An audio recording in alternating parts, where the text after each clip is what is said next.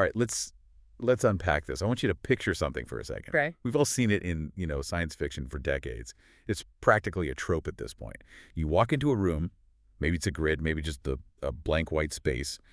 You give a computer a verbal command, and suddenly the walls dissolve. The floor disappears. And you're standing in a dense rainforest or on the bridge of a starship. It feels real. It looks real. It is the holodeck. The ultimate dream of immersive tech. Yeah. The ability to just step out of your reality and perfectly inhabit another one. Exactly. For the longest time, that was just a dream. Or, well, let's be honest, it was a really clunky VR game where you end up motion sick, bumping into your coffee table. Well, looking at graphics made of Lego blocks. Yes. But today, Monday, February 2, 2026, we're looking at a stack of documents that suggests the holodeck era isn't just coming, it's wit. It's literally here. And it is not for gaming. No, and that is what makes this deep dive so significant. We aren't talking about entertainment today. We're not talking about escapism. We are talking about solving a very specific, very painful, and frankly, very expensive human problem. The anxiety of choosing who you want to be. Exactly that. We have all been there. I remember being 18, staring at this course catalog that was like 3 inches thick, trying to pick a major based on, what? A paragraph of text? Or deciding to switch careers in your 30s based on a hunch. Or maybe a quick chat with a guidance counselor who hasn't actually worked in the industry you're asking about. Right. It's a massive gamble. You're essentially betting years of your life and, thousands of dollars on a guess. Right. So today we're diving into a brand new platform launching globally today called EON Sentient. This is from EON AI Ventures. And they are claiming to revolutionize career exploration. And they're doing it using some serious heavy hitters in the AI world. Specifically, Google DeepMind's Genie 3 AI world model. Which is a huge deal. So our mission for this deep dive is pretty clear. We're going to explore how EON Sentient is using this technology to replace abstract statistics with immersive, photorealistic 3D experiences. Or stepping into the simulation. But we're also going to look at the why. Because the technology is flashy, yes, but the societal implications of actually making informed decisions about our careers, that's the real story here. Absolutely. But before we get to the tech, which is incredibly cool, by the way, we have to understand the problem. You have some numbers in front of you from the Crisis We Solve report provided by EON, and honestly, they're a little alarming. They are. When you look at the data, you start to see why a tool like this is so necessary. On the surface, things look okay. In the U.S., we have an 85% high school graduation rate. Which sounds successful. Sounds like the system is working. It sounds like we're getting people to the starting line. Exactly. Exactly. But then you look at what happens next. Approximately 33% of college students drop out within the first year. 33%, that's 1 in 3 students. 1 in 3. That is massive. That's a third of the freshman class just walking away. It is. And think about the cost of that. Not just the tuition money, which is substantial, but the time. That's a year of life invested in a path that turned out to be a dead end. And it's usually not because the student isn't capable, right? No, it's because of a fundamental disconnect. Students are entering programs with a specific expectation. Maybe they saw a movie about lawyers or engineers. And when they hit the reality of that coursework, they realize it is not a match. It's the difference between liking the idea of something and liking the reality of it. And it isn't just students, is it? I feel like I know so many people in their 30s or 40s who are just burnt out. The data backs that up, too. 30% of professionals make career pivots in midlife. And historically, that has been such a risky move. You're often leaping into the unknown. You have mortgage, maybe you have kids, and you're thinking, I hate my job, I want to do something else. But you can't afford to be wrong. That's the blind pivot. Yes. You think you want to be a project manager or you think you want to go into healthcare, but you don't actually know what the Tuesday morning staff meeting feels like. Or what the pressure of the operating room actually feels like. Precisely. And that is the core issue EON Sentient identifies. The disconnect. For decades, we have been making these life-altering decisions based on abstract information. Anecdotes, stats, sterile job descriptions. None of it conveys reality. It's crazy when you think about it. We test drive cars before we buy them. We try on clothes. We get free trials for streaming services. But for a career, which is going to take up 40-plus hours of our week for decades, we just sort of guess. We rely on imagination. And imagination is often wrong. We romanticize things. Traditional methods like job fairs or, watching a video about a career, They just don't cut it anymore. They lack the day-to-day realities, They don't show you the workplace dynamics, the stress. the actual Yeah. challenges, and the consequences, what you mentioned, the dropouts, the wasted resources. It's the shock of realizing your dream job is actually a nightmare for your personality. So let's talk about the solution, the what. EON Sentient says they are fixing this by putting you inside the career. Tell us about the engine running this thing. Okay, so it's built on Genie 3, developed by Google DeepMind. Now, this is crucial because it isn't just playing a pre-recorded video file. This is an AI world model. Okay, let's pause there. World model. That sounds impressive, but what does it actually mean for me, the person using it? Think of it this way. A video is just a series of flat images. If you try to walk behind a tree in a video, you can't. The data just isn't there. A world model understands the physics, the geometry, the logic of the environment. So it's generating the whole world in real time. Correct. It uses generative AI to craft environments from simple text prompts, but it builds them as interactive 3D spaces that adapt. If you knock something over, it falls. And visually. Because if I'm going to base my future on this, it can't look like a cartoon from the 90s. I need to feel like I'm there. The fidelity is described in the launch notes as photorealistic. We're talking 720p resolution at 24 frames per second. Now, some people might hear 720p and think, wait, my TV's 4K. Isn't that a step back? In the context of a fully generative AI world model, it's actually incredibly high fidelity. You have to remember, the AI is drawing every single pixel in real time based on your actions. But the key takeaway from the source material isn't just the pixel count.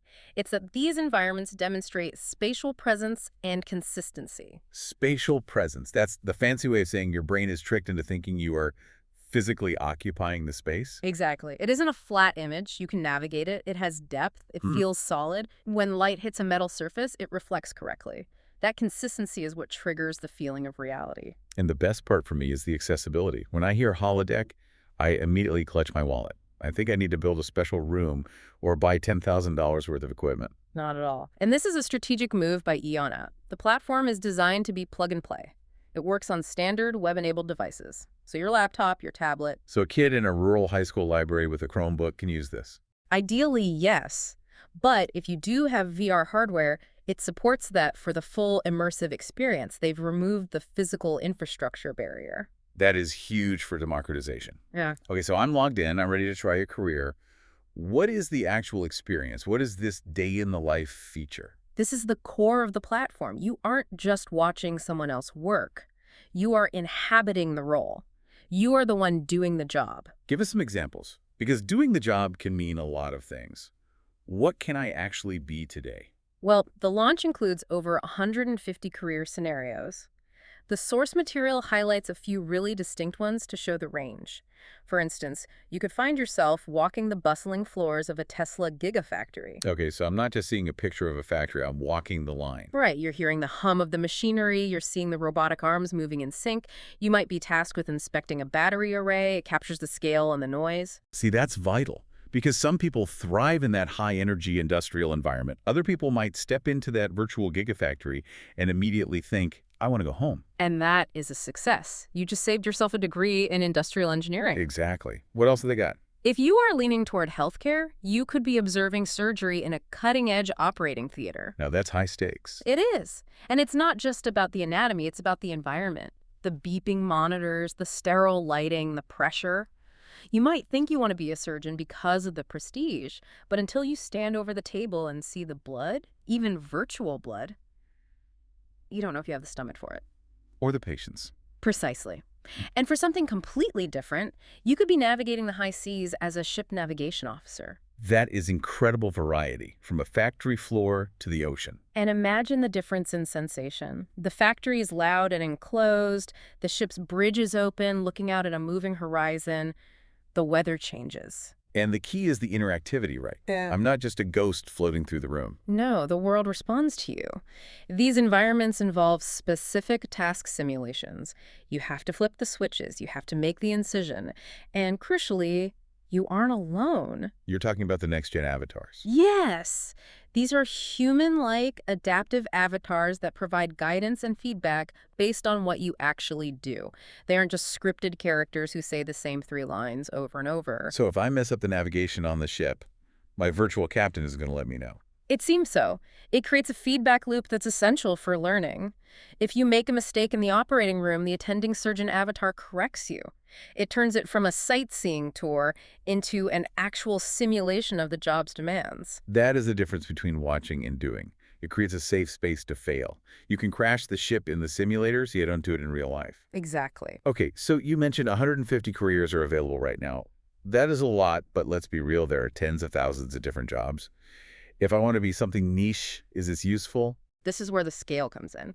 And honestly, this part of the documentation made me do a double take. The roadmap is incredibly ambitious. How fast are we talking? Exponentially fast. Yeah. So today, February 2026, they launch with over 150 scenarios across 17 industry segments: healthcare, aviation, renewables, robotics. Okay, a solid foundation. By March 15th, just about 6 weeks from now, they plan to have over 1,000 careers. Wow, that's nearly a tenfold increase in 6 weeks. And it keeps going. By March 30th, it jumps to 5,000 careers. And here's a detail I love. They're adding regional and cultural variations. Oh, that's interesting. I'll unpack that. Well, being a doctor in a massive research hospital in New York City is a very different job from being a doctor in a rural clinic in Tokyo. The core skills might be similar, but the day-to-day reality is totally different. They plan to simulate those nuances. That is fantastic. So you can test drive the context of the career, not just the career itself. Exactly. And then by April 15th, they are targeting 9,000 career simulations. 9,000 careers in barely 2 months. Yeah. That's the power of that generative AI we talked about. If they had to hand code every single one of those, it would take decades. It would be impossible. The Genie 3 model allows them to scale this content creation at a speed we've never seen before. It acts as a force multiplier. I also noticed they have a feature for those of us with short attention spans, the AI-powered previews, because diving into a full simulation takes time, right? Yes, and sometimes you just want to browse. The AI-powered previews are 60-second immersive videos. It's a smart feature. Before you commit to the full simulation, you can just browse these little trailers. Like a movie trailer for a job. Or like swiping on a dating app, but for jobs. Huh. I was thinking the same thing. You can flip through a dozen careers in 20 minutes. You might see wind turbine technician, watch the 60-second clip and think, oh, I don't like heights. Next. Then you see marine biologist, watch the clip and think, that looks amazing. Yeah. And then you dive deep. It effectively gamifies the browsing process, lowers the barrier to entry, so you explore things you wouldn't normally even look for. Right. Okay, so we know the problem, the tech, and the scale. But I want to circle back to the listener, the learner. Why does this really matter? What is the strategic benefit here? Well, if we focus on the learner, the biggest benefit is risk reduction. We talked about the cost of college, the cost of changing careers. This allows you to test drive a future before you spend a dime on tuition or hand in your resignation letter. It is insurance. It's career insurance. It is. But if you zoom out to the macro level workforce development, it solves the skills gap. The economy is shifting so fast right now. We're moving toward renewable energy, automation, AI management. We need people to move into these new fields quickly. But people are hesitant to move into fields they don't understand. If I tell you to become a robotics maintenance technician, that sounds intimidating if you've never seen it. Exactly. EON Sentient bridges that gap. It demystifies these new industries. If you can step into a robotics facility in the simulator, look around, see the tasks, and realize, hey, this is actually really logical, it's clean, it's fascinating, you're much more likely to pursue that training. It makes the abstract concrete. It takes the fear out of the unknown. There's a quote from Dan Lidgerskar, the chairman of EON AI Ventures, that I think really nails this. He said, technology is no longer just a tool, it's a bridge to authentic discovery. Authentic discovery. I like that. It implies you're finding something true about yourself, not just finding a paycheck. Exactly.